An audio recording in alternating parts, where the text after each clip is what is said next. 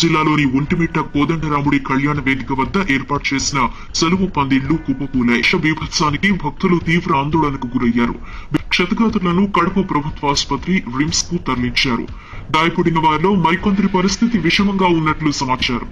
భారీ వర్షానికి ఒంటిమిట్టలో విద్యుత్ సరఫరా నిలిచిపోవడంతో అంధకారం నెలకొంది.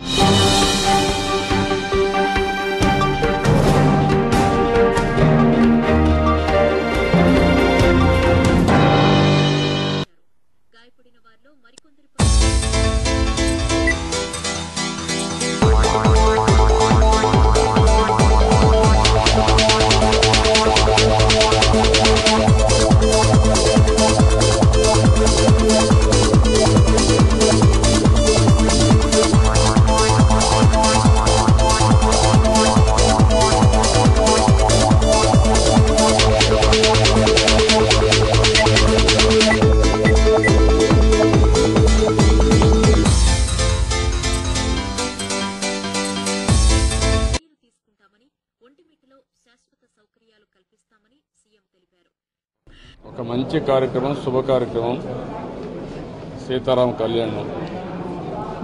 అలాంటి సందర్భంలో ఊహించిన విధంగా ఈ యొక్క పెద్ద ఎత్తున గాలులు రావడం, అదే మరి వర్షం కూడా రావడం, దాంతో ఆ ఏరియా కూడా మొత్తం ఏవైతే టెంపరీ స్ట్రక్చర్స్ ఉన్నాయో అవన్నీ కూడా లేచి ఆ టెంపుల్ దగ్గర చాలామందితో మాట్లాడితే అవన్నీ లేచి వాళ్ళ మీద పడడం, కొంతమంది లోపలికి పోవడానికి పరిగెత్తడం, అక్కడ స్టాంపేడ్ కావడం, ఇలాంటి సంఘటనల వల్ల చాలా ఇబ్బంది పడ్డారు. చనిపోయిన వారికి ఒక్కొక్కరికి 15 లక్షల రూపాయల చొప్పున ఎక్స్గ్రేషియా ఇస్తాం. అదే సమయంలో అందరికీ కూడా ట్రీట్మెంట్ ఇప్పించి బాగైన తర్వాత వాళ్ళు పంపిస్తున్నాం.